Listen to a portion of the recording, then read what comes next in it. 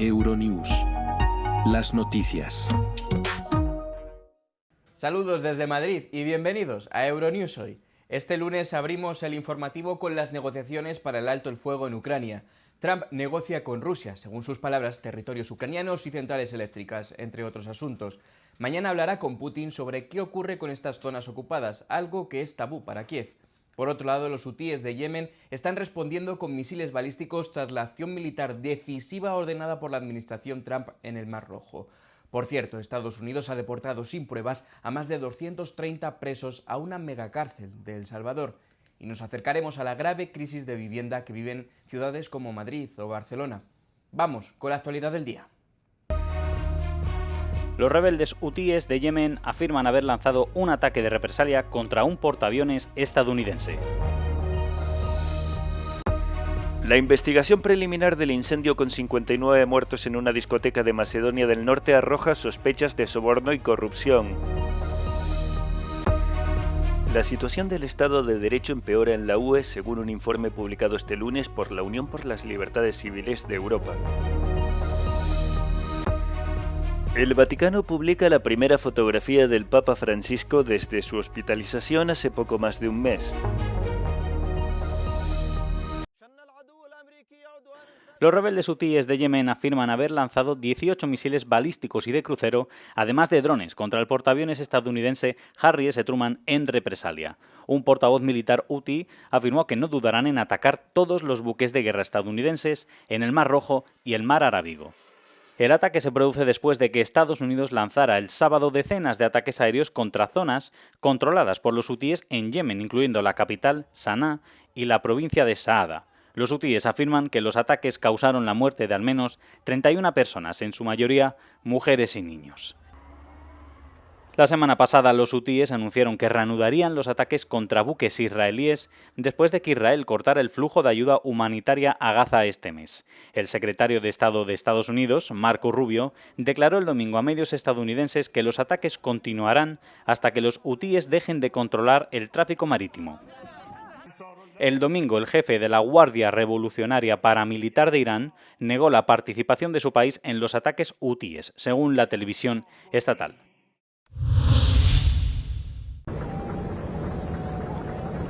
Más de 250 venezolanos han sido deportados por Estados Unidos y enviados a El Salvador este domingo, donde han sido trasladados a una prisión de máxima seguridad.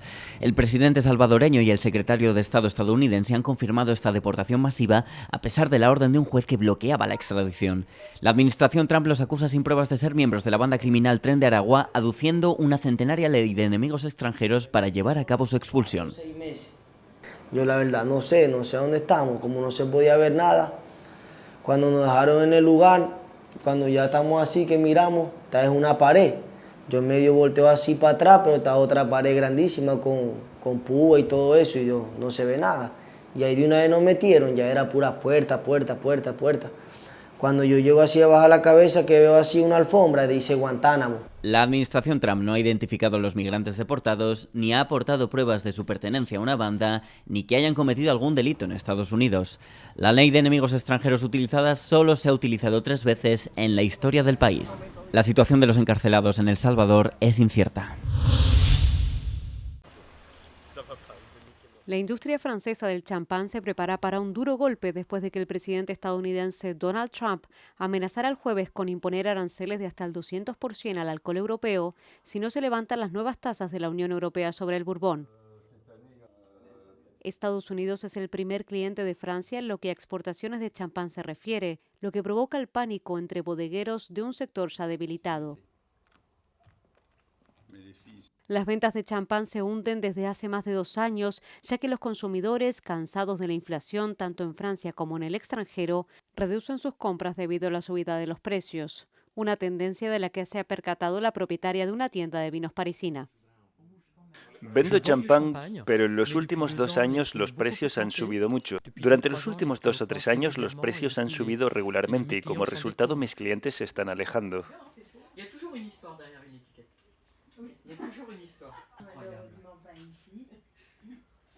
Es mi producto más vendido en este momento y casualmente es barato. Otras alternativas más asequibles amenazan internacionalmente al sector del champán. Es una llamada de atención muy necesaria para la industria, según un experto. Tenemos que aceptar el hecho de que el champán, que ha disfrutado de una forma de monopolio durante varias décadas, ya no está en una situación de monopolio, ya sea en el mercado francés con el auge del vino espumoso cremant, como en los mercados internacionales, donde tanto el cremant como el cava español y el prosecco italiano han ganado cuotas de mercado y ahora compiten con el champán, mientras que antes eran considerados productos diferentes. Por el momento, Europa y Francia no parecen dispuestas a dar marcha atrás. La Federación Francesa de Exportadores de Vinos y Espirituosos, por su parte, dijo estar harta de ser sistemáticamente sacrificada a raíz de la guerra comercial.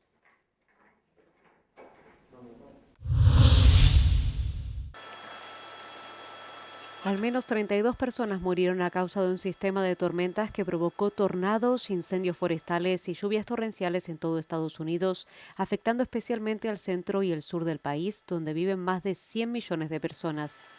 8 personas murieron en Kansas después de que los fuertes vientos produjeran polvaredas en una importante autopista, provocando la colisión de más de 50 vehículos.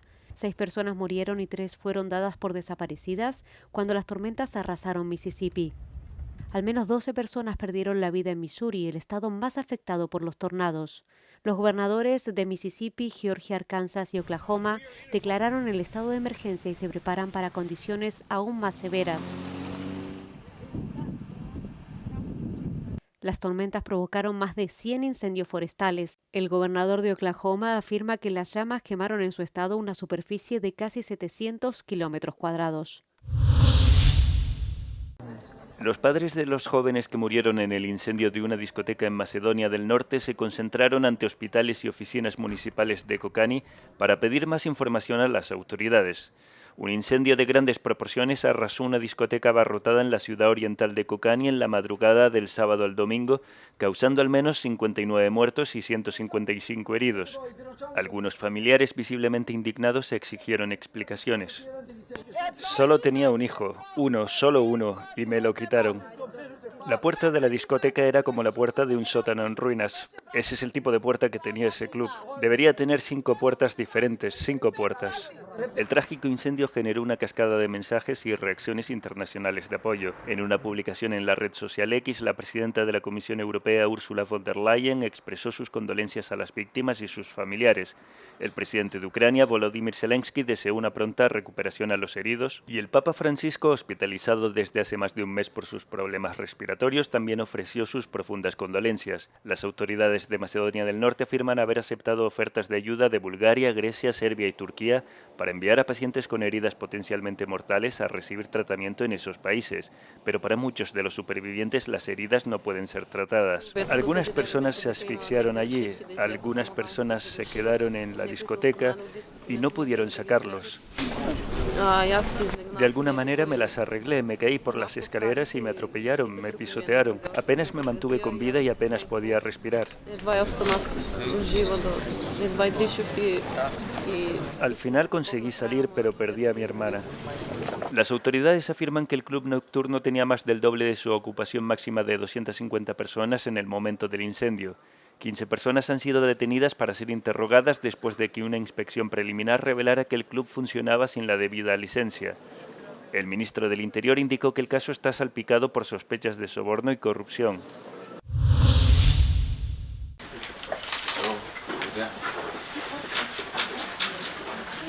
Las partes implicadas en el problema de Chipre parecen estar bien atrincheradas tras sus líneas rojas en medio de la inestabilidad geopolítica mundial, justo antes de la reunión ampliada a 5 días del lunes y martes en Ginebra, en la que también estará representada la Unión Europea, según se ha anunciado.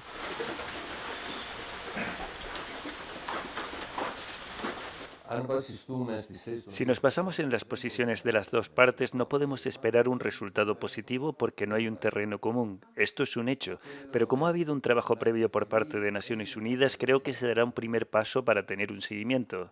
No, en esencia, no puede haber un seguimiento en esta fase. Probablemente se propondrán algunas medidas de confianza.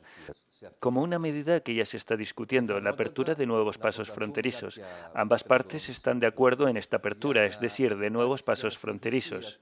Solo en esto hay consenso, discrepan sobre qué puntos y cuándo abrirlos.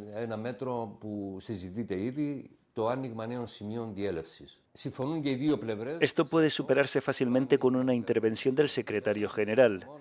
Puede que ya tenga los contactos adecuados de antemano para que pueda haber un seguimiento. Eso es todo lo que espero.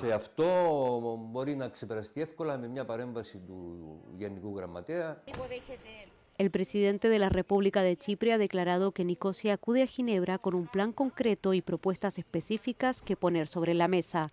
El líder turco chipriota Ersin Tatar dijo que acudiría a la reunión para explicar los derechos y la justicia del pueblo turco chipriota, subrayando la importancia de las garantías de Turquía, y afirmó que el mayor logro de los últimos 4 años había sido que el secretario general de la ONU dejara constancia de que no había terreno común.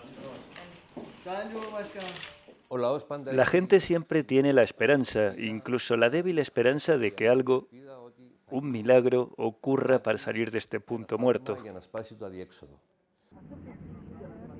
La isla, de gran interés geopolítico y energético, lleva dividida desde 1974, cuando las fuerzas turcas invadieron y ocuparon la parte norte. Pocos años después y tras varios intentos fallidos de resolución, se declaró la llamada República Turca del Norte de Chipre, reconocida únicamente por Turquía. La comunidad internacional aboga por la unificación de la isla.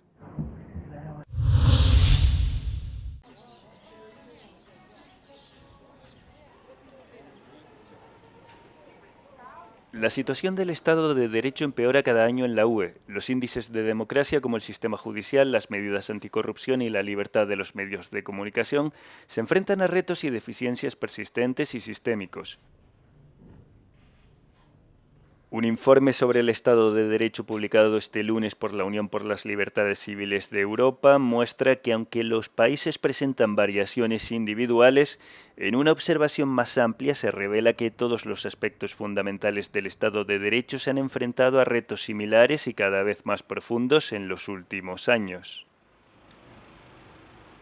Vemos un gran número de países en los que el Estado de Derecho sigue decayendo, más notablemente en Italia, Eslovaquia, Rumanía y Hungría, por supuesto.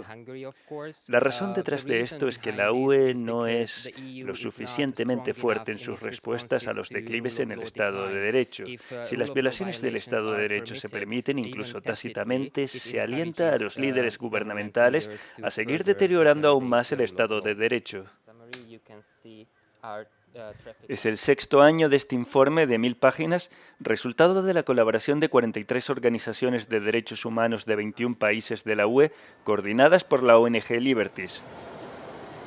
Los expertos han clasificado a los países en diferentes grupos. Los países estancados para aquellos que se mantuvieron en la misma situación o solo lograron avances mínimos en sus indicadores de Estado de Derecho.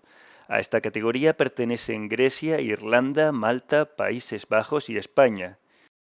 Los países que se deslizan son democracias modelo como Bélgica, Francia, Alemania y Suecia, que mostraron un declive aislado pero preocupante en algunos aspectos. Por otro lado están los desmanteladores, que incluye a los gobiernos de Italia, Bulgaria, Croacia, Rumanía y Eslovaquia, por socavar sistemáticamente e intencionadamente el Estado de Derecho en casi todos sus aspectos. El eslabón más débil vuelve a ser Hungría. Debemos darnos cuenta de que la UE se enfrenta a sus desafíos internos del Estado de Derecho en un cambiante panorama político.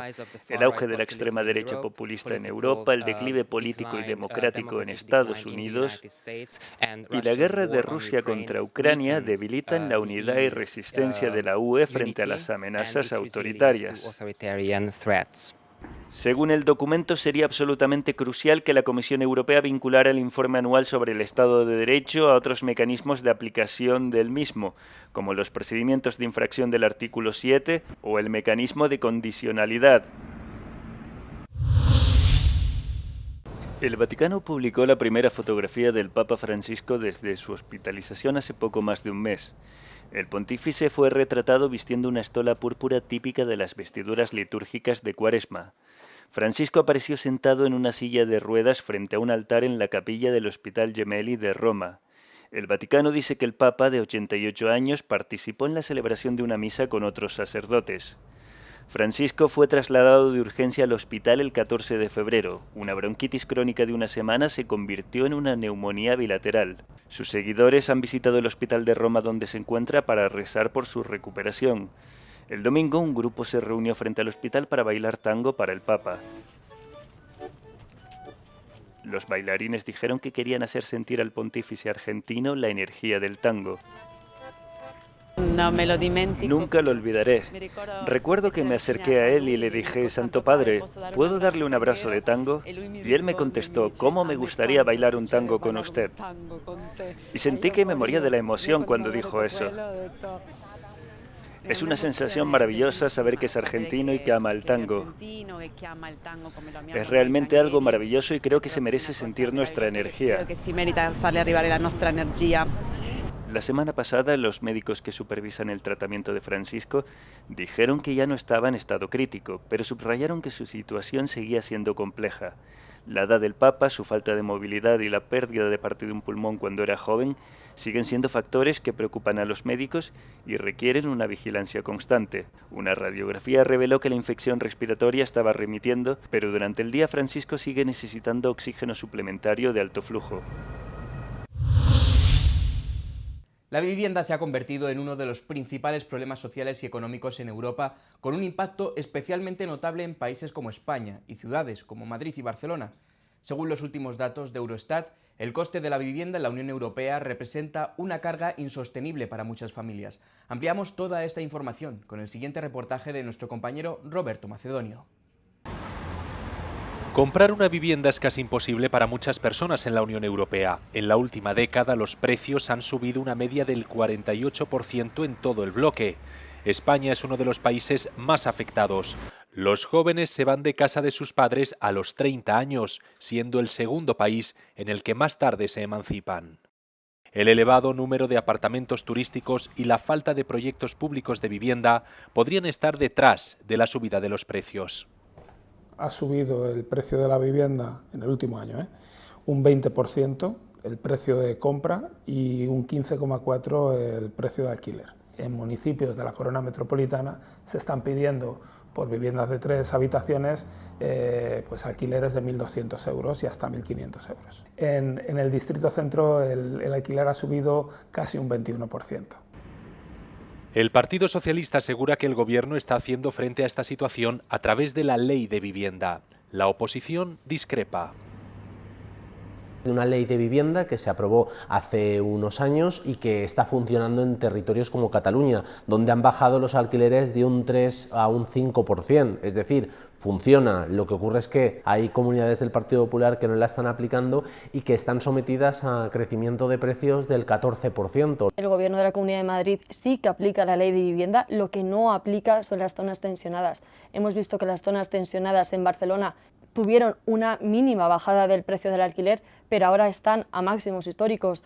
No coinciden en la manera de solucionar el problema, pero reconocen que hay que hacer algo. Ambos partidos, desde sus competencias, han puesto en marcha diferentes planes. A largo plazo la construcción de vivienda pública, el incentivar la construcción, pero a corto plazo la regulación del mercado. Es decir, si hay unas zonas tensionadas en las que los precios se están desbocando y subiendo al 14%, lo topas porque no es concebible que eso pueda pasar en una sociedad justa. Son rebajas fiscales, es mi primera vivienda, es el plan Vive, es el plan Alquila Plus, es dar seguridad jurídica a los propietarios, incluso también a los empresarios, a los promotores de vivienda. La inaccesibilidad al mercado de la vivienda es un problema que afecta también a otros Estados miembros de la Unión Europea, como Hungría o Letonia, donde se ha registrado el mayor incremento de precios en los últimos años. Ante esta situación, el Parlamento Europeo ha puesto en marcha la creación de una comisión especial de vivienda para hacer frente a este problema al alza. En Madrid, Roberto Macedonio, Euronews. Una tripulación de 4 astronautas de la NASA ha llegado a la Estación Espacial Internacional, 2 de ellos como sustitutos de los astronautas varados. Su cápsula SpaceX se ha acoplado con éxito el domingo. Los astronautas Buzz Wilmore y Suni Williams, que esperaban estar fuera solo una semana, pasaron 9 meses en el espacio después de que el Boeing Starliner que los transportaba tuviera demasiados problemas para traerlos de vuelta a la Tierra. 2 de los recién llegados pasarán 6 meses en la Estación Espacial Internacional y se espera que Wilmore y Williams y 2 pilotos regresen a casa el miércoles. La mayoría de los trabajadores de la UE cree que las tecnologías de IA tienen actualmente un impacto positivo en su trabajo.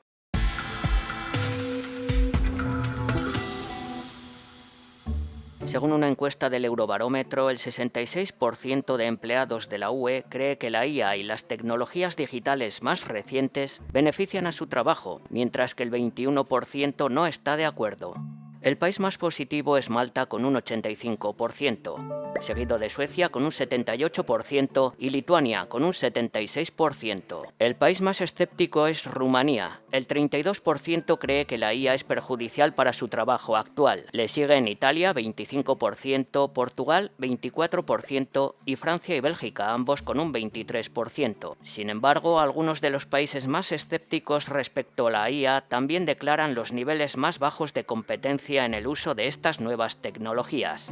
En cuanto a cómo debería utilizarse la IA en el trabajo, la mayoría de los encuestados cree que debería limitarse a garantizar la seguridad de los trabajadores, un 67%, en lugar de evaluar directamente el rendimiento, 36%, controlar a los trabajadores, 31%, o incluso despedir automáticamente a personas, 16%. Los encuestados más jóvenes son los más inclinados a juzgar positivamente el impacto de las nuevas tecnologías en su trabajo frente a la opinión de los encuestados mayores de 55 años. No, Trump no ha prohibido el español en Estados Unidos. Una serie de publicaciones en redes sociales afirman que el presidente Donald Trump ha anunciado multas y penas de prisión para las personas que hablen español en Estados Unidos. Este vídeo, publicado en TikTok, dice que Trump ha prohibido completamente el español y que solo se puede hablar inglés en los Estados Unidos. Afirma que las personas captadas hablando español recibirán una multa de $5,000 o incluso podrían terminar en prisión, y que Trump ha amenazado con deportar a cualquiera que no esté de acuerdo con las nuevas reglas. Un vídeo publicado en X sostiene que los inmigrantes serán arrestados y expulsados del país o multados con $2,000 si se les encuentra hablando español en lugares públicos. Afirma que la medida es conocida como la Ley del Silencio Hispano. Sin embargo, esto es falso. No ha habido un anuncio oficial sobre una prohibición del español y ningún medio de noticias de prestigio ha informado de ello. La fuente más probable de estas afirmaciones falsas es la orden ejecutiva que Trump firmó el 1 de marzo y que estableció el inglés como el idioma federal oficial de los Estados Unidos. Esta orden ejecutiva significa que las agencias gubernamentales pueden decidir si ofrecen documentos y servicios en idiomas distintos al inglés. También revoca una política que obligaba a estas agencias a proporcionar asistencia lingüística a las personas no angloparlantes, implementada bajo la presidencia de Bill Clinton en 2000. De todos modos, los grupos de defensa de los hispanos han expresado su frustración por la decisión de la Casa Blanca de eliminar la versión en español de su página web. Aún no se ha restaurado, a pesar de las garantías de la Casa Blanca de que lo haría.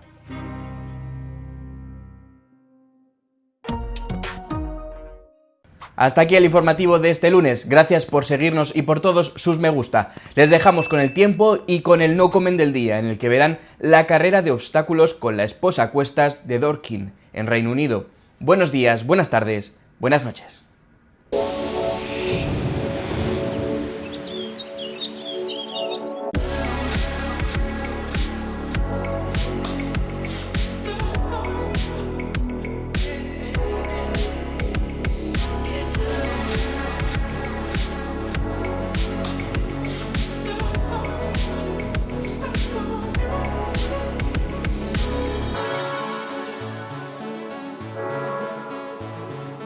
Bye.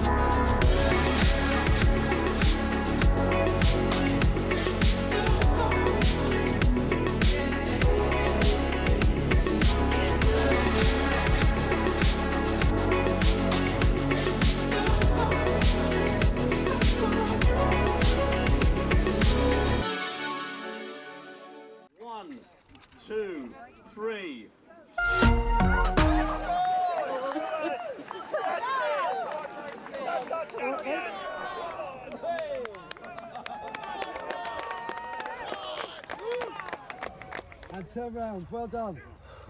Nice one, mate.